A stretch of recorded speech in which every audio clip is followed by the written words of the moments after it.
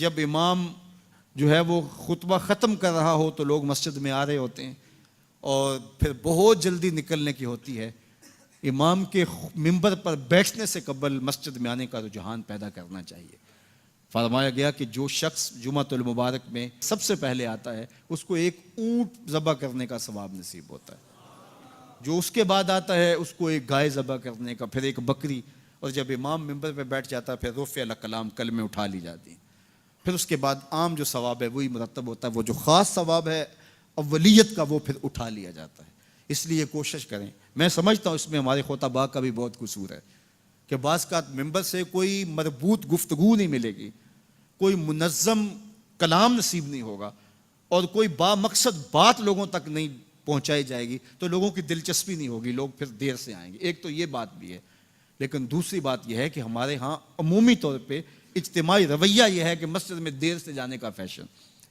تو اس فیشن پہ نہ چلے، بلکہ امام اور خطیب کے منبر پر بیٹھنے سے قبل جتنا وقت گزرے گا آ کے بیٹھ کے تلاوت کرتے رہیں، ذکر و فکر میں مشغول رہیں.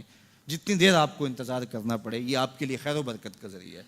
اور پھر آئیں اور پوری گفتگو سنیں اور اس گفتگو کا یقیناً نتیجہ آپ کی زندگی میں مرتب ہوگا. اور اگر آپ سمجھتے ہیں کہ میں بہت زیادہ مصروف ہوں اور کوئی آپ کو کام ہے تو شریعت نے آپ کو اجازت دی ہے کہ آپ لیٹ بھی آ سکتے ہیں.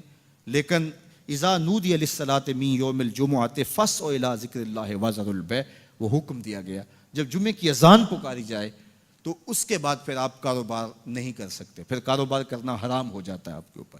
وذروا البیع، پھر خرید و فروخت چھوڑ دو، پھر تم چل پڑو اللہ کے ذکر کی طرف. پھر تمہارے اوپر لازم ہے کہ تم ذکر کی طرف چل پڑو. تو اس لیے اس سہولت سے ہمیں فائدہ حاصل کرنا چاہیے کہ اگر ہم خطبہ پہلا چھوڑتے ہیں اور دوسری اذان یہ اذان ہے جس کے بعد کاروبار کرنا حرام ہے، اذان ثانی ہے، یہ سہولت کے لیے یہ پہلا وقت اجمیوں کے لیے ہے تاکہ جو ہے وہ اردو میں یا اپنی زبان میں اجمی زبان میں بھی کچھ کلام سن سکیں. تو اس لیے ہمیں یہ سہولت دی گئی ہے، وہ بہت ضروری کام ہو. تو دین سیکھنے کا یہ کتنا خوبصورت موقع ہے.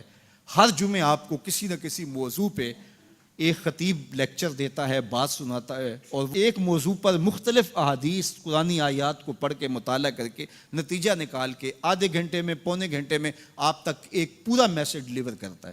تو اس لیے اس کو بھرپور حاصل کرنے کے لیے اور اپنی نسلوں کو دین سے جوڑنے کے لیے یہ اسلام آج بھی بہت سارے مشقتیں اور بہت ساری سازشوں کے باوجود یہ قائم ہے، اس لیے کہ اس نے خوبصورت ہمیں نظم دیا ہے. محلے کی سطح پہ 5 گانا نماز ہے، علاقے کی سطح پہ جمعہ ہے، سالانہ شہر کی سطح پر 2 عید کے اجتماع ہیں اور عالمی سطح پہ حج کا اجتماع ہے. تو یہ ایک نظم ہے جو ہمیں دیا گیا اور یہ ہمیں جوڑے رکھتا ہے اور یہ ہماری وحدت کی علامت ہے. اللہ تعالی ہمیں 5 گانا نماز کی توفیق عطا فرمائے اور اہتمام کے ساتھ نماز جمعہ کی توفیق عطا. ایک حدیث میں آتا ہے جس نے 3 جمعے بغیر کسی عذر کے ترک کر دیے اس کے دل پر نفاق کی مہر لگا دی جاتی ہے. اللہ ہمیں محفوظ فرمائے. وآخر دعوانا